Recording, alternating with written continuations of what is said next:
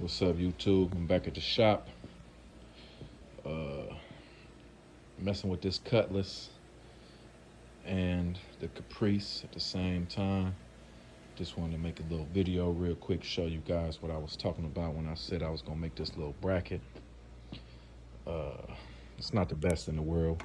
I didn't really have no metal up here at the shop, so I just used some scrap metal out the scrap pile. Made me a little bracket. It slides in, hooks on there on both sides.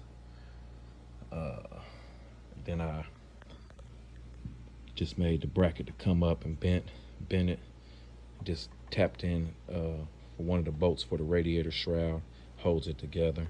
So it's in there. It's not gonna be a lot of weight in here. This thing probably only holds like a quarter of a gallon maybe. So once the antifreeze is in there, it won't be bouncing around and stuff. But I went ahead and put the battery in here. Got the breather on there, tightened everything up. I made sure that my bracket wasn't gonna interfere with anything. You see the AC lines down there, they're gonna run right underneath of the overflow bottle. So that'll be just fine. But other than that, we found a dry shaft. Hopefully it'll be here tomorrow. After doing some research, we just found out that also with the Terminator X computer system, since the car has already been tuned on the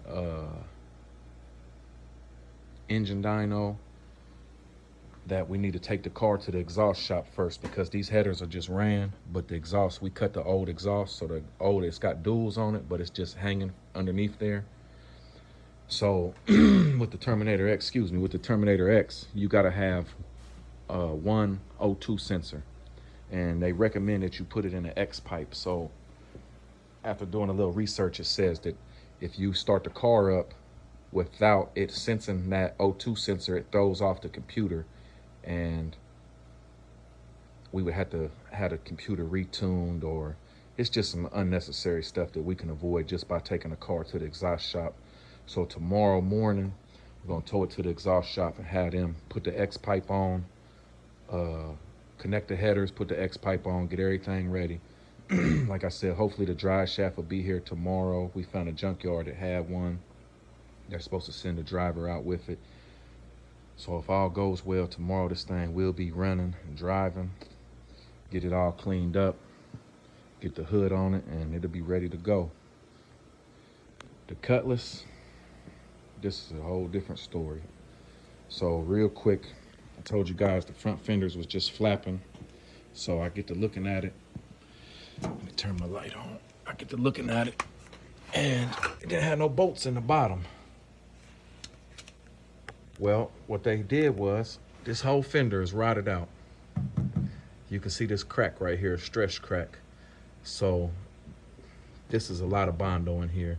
But they did put new metal in there, but they didn't do a good job. So they had cut, I'm assuming from the inside, it looks like they cut right in here, cut a square out, replaced this section of metal. But what they did was, you can see here where their roll of their metal rolls around and make this lip, they didn't extend it far enough over. Their measurements wasn't right. So this lip is supposed to actually touch this rocker and come up, and that's what gives you your seam line or your body line for your door to fender gap. So you see a piece of the Bondo had busted out. I talked to the customer, I explained to him that there's nothing I could do. You know, I don't do body work, none of that. The only thing that I could do is grind all of this Bondo out and try to reform this with a new lip and bring it up. But that wasn't discussed. That wasn't in the job description, none of that. So he said he's fine with this. He's gonna have some body work done. I guess, I don't know if they want to put some more Bondo in there or whatever. But since the fender was hanging, the door was opening up, it was hitting this area, actually cracked some of the mud in there. So when before I bolted it up, I had to put new, I don't know exactly what these are called. I got these out of some junk radiators we had laying in the back, but they go up in there, the bolt goes up through there and holds it. So it didn't have none of those. So I put them on there, put the bolts in, fender secure now. But before I did it, I pulled the fender out and ground some of this Bondo down so that now when you open and close the door, it's not hitting anymore. I haven't done the other side on the passenger side yet because the car is so close to the wall. So now let me show you this nightmare. See, I cut the back seat bracing out, took the back seat out, and you see that this car is a lot worse than I first thought. Not only does it need inner fender wells in the back, I gotta find these pieces here. I don't know exactly what they're called, but it connects to the quarter panel. It's like a quarter panel extension comes up and the floor pan actually welds to this section here. It's all rusted out down there. The inner fender wells, you can see it's rusted out up through there. Somebody put some top riveted, like top can metal. It's real thin, and sprayed a ton of undercoating on it. So all of this got to get cut out. So he's supposed to be ordering some new inner fender wells. I'm not going to replace the whole fender well. I'm going to cut it and seam it back together. He said he was all right with that. Just trying to save him some money. Sorry, my phone said battery about to die. But that'll save him some money on the cost of the labor and everything. I had to take it all the way back. So initially he had the 3-piece trunk pan. It stopped right about here, right before the shocks, and the 3-piece trunk pan's welded to that section, but this whole top section up here was gone. So I had to take it all the way back, cut the rear seat bracing out just to get to it. Then once I got to the inside, cut the rear seat bracing out. Well, I pulled the seat and everything out first. There was a live mice nest in here and all kind of stuff. So you see how bad this is. So this is the floor pan section where it meets the inner fender well. Down here in the corner, it's all rotted out. It's rotted out coming up. Then across here, it's all rotted out. All of that over on that side was pretty solid still. A little bit of rust down there in that far corner, but that section there, it's all pretty solid. Floor pan's rotted right here, right next to where the seatbelt bolts in. Over here, you can see it's rusted out underneath of this bracing. I spoke to him. He's gonna get back with me, see if he wants me to make a patch panel for this area here. I would actually have to either cut this brace out, fix the floor underneath of it, and then weld the piece of brace back in, or take the whole entire brace out would be the proper way. But like I said, right now, the budget is the main issue. So, you know, I only can do what the customer pays me to do. I don't like half-stepping. I don't like,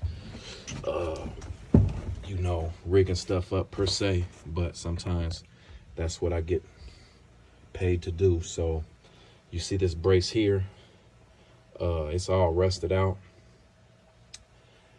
I looked online, and it's rusted over there too as well. You see that spot of rust there. They don't make this brace here, so I'm gonna try to, and I think this is a body mount bushing right here, and this one up underneath this section right here where it's rusted too. So I'm pretty sure that bolts through the underside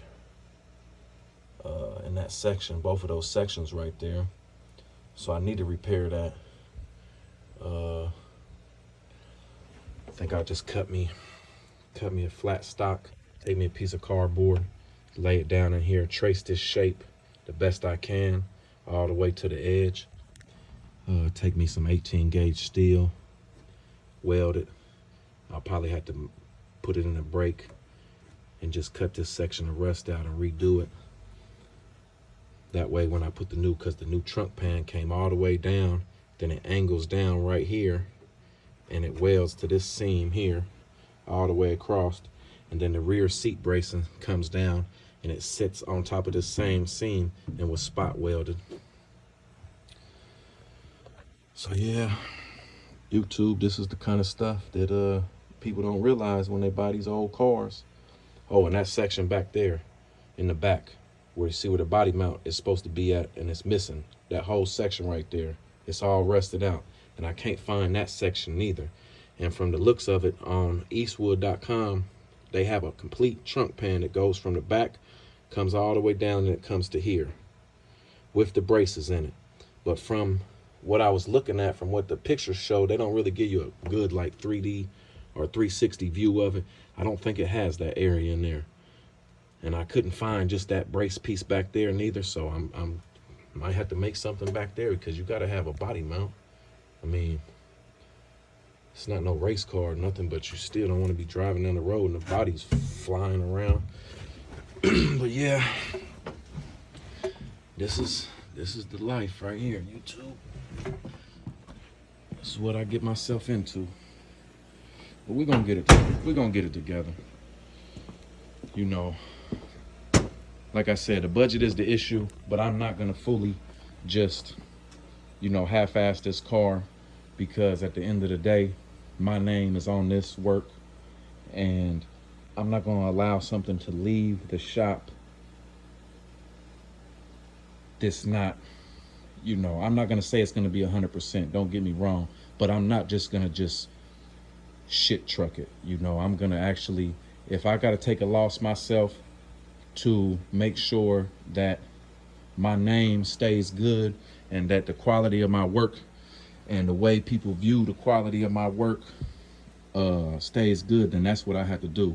Because at the end of the day, you know, I'm building a brand, and I want to make sure that in the future, if this car goes somewhere else, another shop, if he sells it to somebody who, you know, takes it to another shop or something, they don't feel the same way when they look up under the car, or when they get the car at their shop and get to working on it or doing something to it, they don't see it how I look at it now, like, damn, somebody just half-assed this car, they just threw it together, they did some sloppy work and all of that. I want them to be able to say, okay, well, you know, this is a quality job, somebody took their time.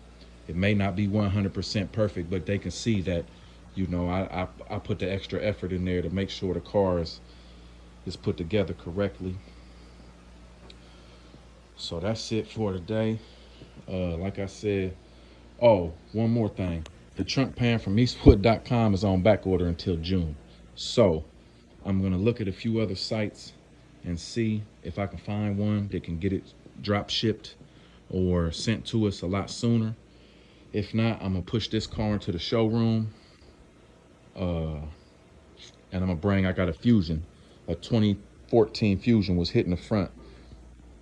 I got it for cheap. Been having a lot of trouble finding the parts, but I got the frame rail and everything I need, the structure, get all that welded in, got a door, a fender, headlights. I'm still trying to find a hood and a front bumper for the Fusion.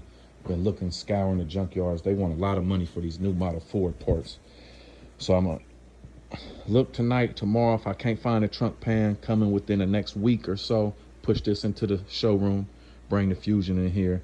I'll make a video on that, show you guys, knock that out, because it's a tax time car. Trying to get it ready to go for tax time. Everybody is getting their money now. But I appreciate you guys watching. These are gonna get sent back. I think he got these from Original Parts Group or something. He said he still has the receipt for them, so he's gonna try to send these back and get his money back for that, because I think these was a couple $100. The whole trunk pan complete is like $550 or something, plus shipping on top of that. So it's kind of a big piece, so it might cost like $100 to ship it or whatever. But I appreciate you guys watching. Like, subscribe, comment, Let me know if you've ever dealt with anything like this. If you got any tips for me, or you've done this kind of thing before, let me know. I love to hear people's feedbacks because I'm not perfect, and I learn every job I do. I learn something new. So I appreciate you guys watching.